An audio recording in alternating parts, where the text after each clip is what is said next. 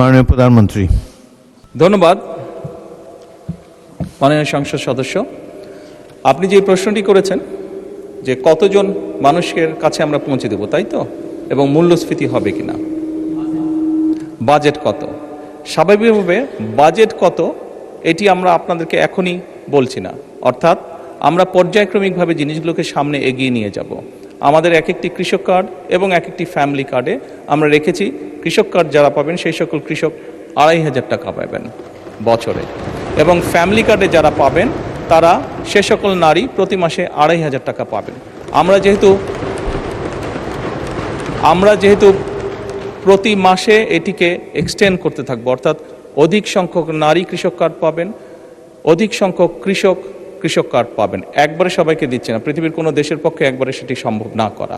সেই জন্য প্রতি বছরই আমরা বাজেটের স্যাংশন বাড়াবো, প্রতি বছরই বাজেটে আমরা টাকা অ্যালোকেট করব, এভাবে পর্যায়ক্রমিকভাবে ধীরে ধীরে আমরা এগোবো। এবং অবশ্যই বাজেটের প্রাধান্য পাবে। এবং আপনি যেটা বলেছেন মূল্যস্ফীতি হবে কিনা, আমরা তো টাকা ছাপিয়ে দিচ্ছি না। আমরা যেহেতু টাকা ছাপিয়ে দিচ্ছি না, কাজেই মূল্যস্ফীতি হবে না।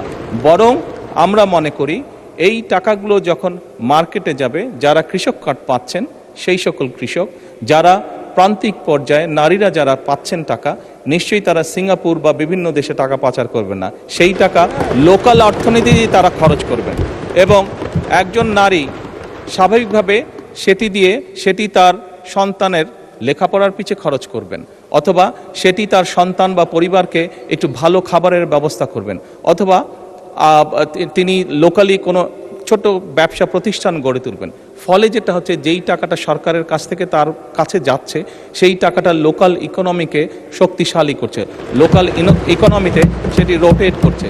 যেমন একজন নারী যখন সেই টাকাটি পাবেন, উনি যদি একটি মুদির দোকানে গিয়ে সদাই করেন, এরকম ওনার আশেপাশে যারা সেটি পাবেন, আরও যে সকল পরিবার, আরও যে সকল নারী পাবেন, তারা সকলে যখন ওই মুদির দোকানে যাবেন, স্বাভাবিক সেই মুদির দোকানের সেল বাড়বে।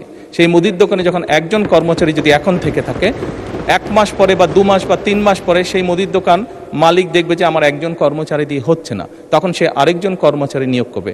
ফলে কি দাঁড়াচ্ছে, কর্মসংস্থান হচ্ছে, এবং সেই কর্মচারী 2 জন বেতন পাবে, তারাও গিয়ে গামছা কিনবে, লুঙ্গি কিনবে, অথবা তার সন্তানের জন্য চিপস কিনবে, অথবা একটা ছোট্ট ফ্রক কিনবে তার মেয়ের জন্য। ফলে লোকাল ইকোনমি আস্তে আস্তে স্ট্রেনদেন হবে, লোকাল ইকোনমি আস্তে আস্তে বড় হবে।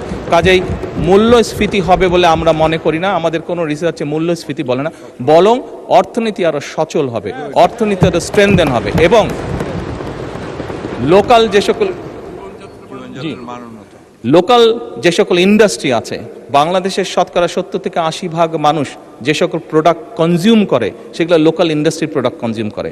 কাজে লোকাল ইন্ডাস্ট্রিগুলোকে স্ট্রেনদেন করার এটি আরেকটি উপায়, এবং তার ফলে যেটি হবে, সামগ্রিকভাবে ডিপ্রাইভ যে সকল মানুষ আছে, আমি বলছি না যে আগামী 6 মাসের মধ্যে এটি হবে, তবে ইনশাল্লাহ 3 থেকে 5 বছরের মধ্যে আপনি যে পরিবর্তনটি দেখবেন, যারা প্রান্তিক গোষ্ঠীর মানুষ, তাদের জীবনযাত্রার মান ইনশাল্লাহ অনেক উন্নত হবে।